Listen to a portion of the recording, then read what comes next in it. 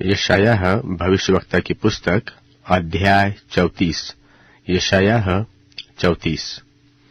हे जाति जाति के लोगों, सुनने के लिए निकट आओ, और हे राज्य राज्य के लोगों, ध्यान से सुनो। पृथ्वी और जो कुछ उसमें है, जगत और जो कुछ उसमें उत्पन्न होता है, सब सुनो।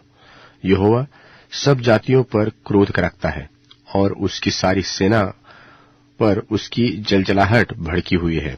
उसने उनको सत्यानाश किया और संहार होने को छोड़ दिया।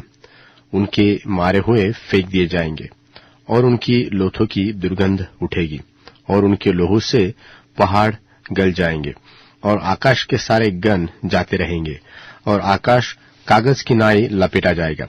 और जैसे दाखलता व अंजीर के वृक्ष के पत्ते मुरझा मुरझा कर जाते रहते हैं, वैसे ही उसके सारे गण धुंधला होकर जाते रहेंगे, क्योंकि मेरी तलवार आकाश में पीकर तृप्त हुई।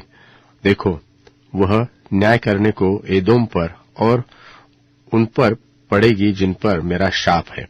यहोवा की तलवार लोहू से भर गई है। वह चर्बी से और भेड़ों के बच्चों और बकरों के लोहू से और मेंढों के गुर्दों की चर्बी से तृप्त हुई है, क्योंकि बोस्रा नगर में यहोवा का एक यज्ञ और एदोम देश में बड़ा संहार है।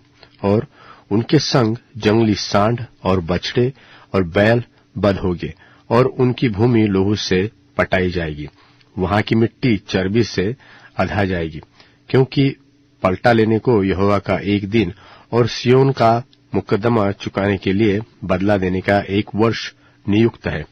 और एदोम की नदियां राल से और उसकी मिट्टी गंधक से बदल जाएगी, और उसकी भूमि जलती हुई राल बन जाएगी।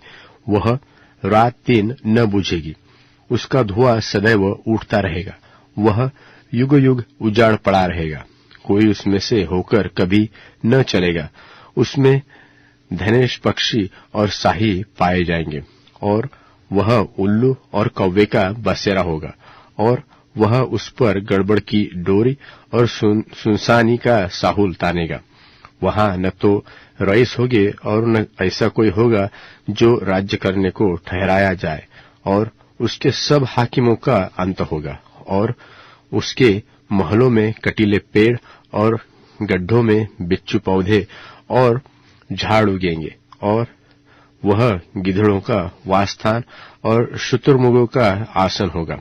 वहां निर्जल देश के जंतु सियारों के संग मिलकर बसेंगे, और रोआर जंतु एक दूसरे को बुलाएंगे। और वहां ललित नाम जंतु वासस्थान पाकर चैन से रहेगा। वहां उड़ने वाले सापिन का बिल होगा, और वे अंडे देकर उन्हें सवेंगे और अपनी छाया में बटोर लेंगे। और वहां गिद्ध अपनी अपनी साथिन के साथ इकट्ठे रहेगी।